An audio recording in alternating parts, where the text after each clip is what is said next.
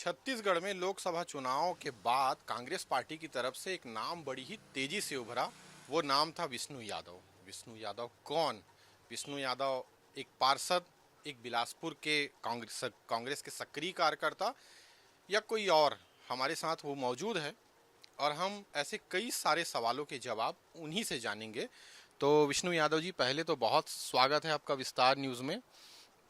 लोकसभा चुनाव में आपका नाम लगभग फाइनल माना जा रहा था। ऐसी क्या वजह थी कि भिलाई दुर्ग के विधायक देवेंद्र यादव का नाम सामने आया?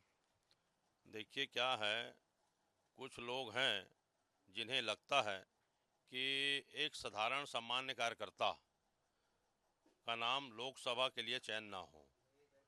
इस तरह के भी लोग जो है, जो कुछ लोग हैं, जो लोग ऐसा सोचते हैं। जो लोग जैसे ही मेरा नाम फाइनल हुआ, क्योंकि यहाँ पर बिलासपुर लोकसभा के लिए कोई भी व्यक्ति जो टिकट नहीं मांग रहा था, कोई भी व्यक्ति चुनाव लड़ने की इच्छा जाहिर नहीं कर रहा था, क्योंकि उस समय सारे लोग जो है डरे हुए थे कि हमको जो है चुनाव ना लड़ना पड़े। भारतीय जनता पार्टी के डर से बहुत सारे नेता जो है हथियार डाल चुके थे। उस समय मैंने जैसी विधानसभा का चुनाव खत्म हुआ, गिनती हुई, उसके बाद से मैंने मन बना लिया था कि मैं बिलासपुर लोकसभा का चुनाव लड़ूंगा। और इसके लिए मुझे बहुत सारे लोगों ने मना भी किया कि अभी ये स्थिति नहीं है, आप ऐसा कदम मत उठाओ, आप चुनाव लड़ने के बारे में अभी मत सोचो। फिर भी मैंने कहा नहीं, अगर आज हम चुनाव नहीं लड़ेंगे तो कौन लड़ेगा। इस समय में कांग्रेस पार्टी के लिए अगर हम खड़े नहीं होंगे तो कौन खड़ा होगा। ये कह करके मैंने जो है, ये सोच करके मैंने कांग्रेस पार्टी में अपनी दावेदारी को मजबूती से रखा। और कहीं न कहीं जो है मेरी मेरी जो दावेदारी है उसको स्टेट के नेताओं ने स्वीकार किया और मेरा नाम पूरी तरीके से फाइनल होने की स्थिति में थी। वो एक सवाल जो पूरा छत्तीसगढ़ आज जानना चाहता है कि जब नाम आपका कांग्रेस पार्टी के स्टेट कमेटी ने अप्रूव कर दिया, तो आखिर केंद्र की जो कमेटी थी आपकी कांग्रेस की, उनने क्यों अमान्य किया? देखिए, स्टेट की ही नहीं, केंद्र में भी ये सिंगल हो गया था। केंद्र जो सीईसी होता है उसमें भी सिंगल हो गया था। लेकिन बाद में सिंगल होने के बाद जैसी ये 7 नामों का 7 नाम तय ऐसा अखबार में छपा। ऐसा अखबार में छपने के बाद जैसी लोगों को पता चला कि अब ये जो यहाँ से विष्णु यादव फाइनल हो गया और ये यादव सीट हो गई है, तो यहाँ पर कुछ लोगों ने, यहाँ की जो यूथ कांग्रेस है, युवा कांग्रेस और एनएसवाई के जो यहाँ जो कार्यकर्ता हैं, वो लोग जो देवेंद्र यादव को जो है बोलने लगे कि आप यहाँ पर आकर के चुनाव लड़ो। कुछ लोगों ने राम कुमार को, सीनियर जो कुछ लोग हैं, वो लोग राम कुमार को हायर करने की कोशिश की। राम कुमार यादव जब हमको दिल्ली में मिला, राम कुमार यादव जब सचिन पायलट से मिला, तो सचिन पायलट ने उनसे सीधा सीधा कहा कि वहाँ जो पार्षद है हम लोग उसको टिकट दे रहे हैं और इस बार जो है तुम्हारा भी उम्र कम है, तुमको आगे मौका देंगे, इस बार विष्णु यादव को चुनाव लड़ने दो। 2 दिन पहले आपने फॉर्म भी खरीदा है। आप ये दावा कर रहे हैं कि कांग्रेस से ही आप चुनाव लड़ेंगे फिर से सांसद के लिए। तो क्या आप विथड्रॉ तो नहीं कर लेंगे आगे, कि फिर आप लड़ेंगे दावे के साथ में कांग्रेस की तरफ से? देखिए, मेरी चुनाव लड़ने की पूरी प्रक्रिया चालू हो गई है। मैं चुनाव लड़ने के पूरे मूड में हूँ।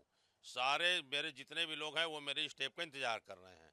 और मैं इस जब पहले 2014 में इसी तरीके से मेरे साथ हुआ था, तो उस समय मेरा टिकट काट करके रामशरण यादव को दिया गया था। महापौर का चुनाव चला, उसमें मैंने निर्दलीय के रूप में चुनाव लड़ा और अपने 47 पार्षदों के साथ चुनाव लड़ रहा था। उस समय मुझे माननीय भूपेश बघेल जी प्रदेश अध्यक्ष थे प्रदेश कांग्रेस कमेटी के। उन्होंने कहा कि आगे आपका ध्यान रखेंगे, आगे आपके साथ ऐसा नहीं होगा, ये कह करके मुझे विड्रा कराया था और मैंने उनके भरोसे में विड्रा किया था। उसके बाद 2018 में इसी तरीके से मेरा टिकट फाइनल हुआ। भूपेश बघेल जी मदद करने की कोशिश की, लेकिन वो जो पूरी तरीके से मदद नहीं किए। और किसी तरीके से मेरा टिकट फाइनल होने के बाद मेरा टिकट बदल दिया गया। उसमें साथ साथ अटल श्रीवास्तव का भी टिकट बदला गया और अंबालिका साहू का भी टिकट बदला गया।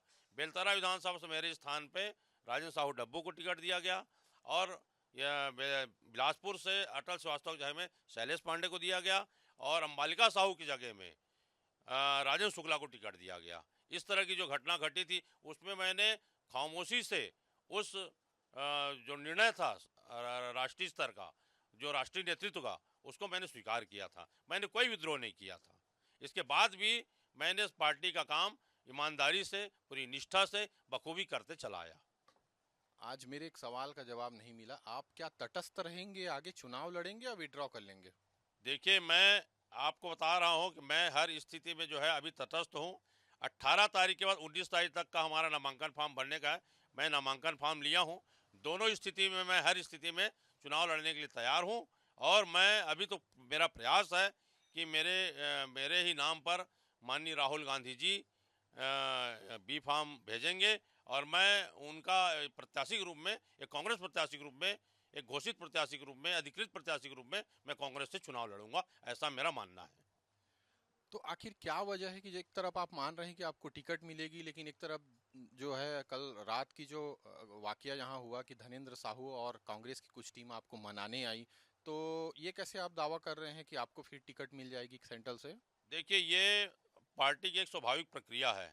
जब कोई व्यक्ति नाराज होता है, जब किसी के मन में कोई आहत होता है, जब कोई व्यक्ति दुखी होता है, जब कोई व्यक्ति विचलित होता है, तो पार्टी का जो शीर्ष नेतृत्व है वो कोशिश करता है कि इसको किसी भी तरीके से शांत कराने पर मैंने उनसे साफ तौर पे कह दिया है कि अभी देवेंद्र यादव जी को चाहिए कि वो लिख करके दे कि मुझे यहाँ चुनाव नहीं लड़ना है, यहाँ से विष्णु यादव जी को प्रत्याशी बनाया जाए, ये लिख करके उनको देना चाहिए। मैंने धनेंद्र साहू जी से बात कही है। तो कुल मिलाकर के आगे आप यही चाहते हैं कि देवेंद्र यादव वहां से चुनाव न लड़े, आप लड़े? क्या आप देवेंद्र यादव को बाहरी प्रत्याशी मानते हैं? देखिए, देवेंद्र यादव जी को मैं बाहरी प्रत्याशी नहीं मान रहा हूँ। मैं जिस दिन से उनका नाम घोषित हुआ है, उस दिन से मैं सुनते आ रहा हूँ, उस दिन से मैं देखते आ रहा हूँ। आप लोगों ने देखा होगा कि एक जगदीश कौशिक जी जो जो वो भी अपने आप को दावेदार लोकसभा का बता रहे थे, वो लगातार धरने पे बैठ गए थे। बिलासपुर की जनता, बिलासपुर के यादव समाज, मुंगेली जिले की जनता, मुंगेली जिले के यादव समाज के सारे लोग आहत हैं। सारे लोग अपने आप को अपमानित महसूस कर रहे हैं कि हमारे यहाँ एक यादव होते हुए, हमारे बीच का यादव होते हुए दूसरे जगह से यादव भेजा जा रहा है, जो कि गलत है। वो कहीं न कहीं पार्टी से नाखुश है और इस तरह के जो निर्णय से वो बहुत अपमानित महसूस कर रहे हैं और अपने स्वाभिमान और स्वभाव के कारण वो लोग चाहते हैं कि हमको जो वो सब चीज़ें नहीं ना झेलनी पड़े, इसलिए वो लोग भी चाह रहे हैं कि किसी तरीके से इस प्रत्याशी को बदला जाए। एक सवाल और था, यदि आप चुनाव लड़ते हैं देवेंद्र यादव के खिलाफ में, तो आप कितने यादव वोटर्स को काट पाएंगे? देखिए, अभी तो मैं उसके बारे में कुछ नहीं कहना चाहूँगा। अभी मैं उसके खिलाफ चुनाव लड़ूंगा, नहीं लड़ूंगा, ये आपको 18 तारीख तक इंतजार करना पड़ेगा। तो जैसा कि आपने देखा, एक कांग्रेस का सक्रिय कार्यकर्ता जो पार्षद भी है वार्ड 55 माता परमेश्वरी नगर का, जो काफी सालों से खुद को सक्रिय बताते हैं और ये दावे करते हैं कि विधानसभा चुनाव में भी उनकी टिकट काटी गई कांग्रेस की तरफ से। अब लोकसभा चुनाव में भी उनका नाम जब फाइनल हो गया था, तब भी उन्हें केंद्रीय नेताओं का मुंह ताकना पड़ा और आज की स्थिति में भी उनका नाम फाइनल नहीं किया गया है। इसलिए ही उन्होंने कांग्रेस से बगावत कर फॉर्म भरा है। देवेंद्र यादव जो सांसद प्रत्याशी है कांग्रेस से, उनके खिलाफ लड़ने के लिए भारतीय जनता पार्टी भी उनके खिलाफ लड़ेंगे, लेकिन इनकी भी पहली लड़ाई कांग्रेस से ही है।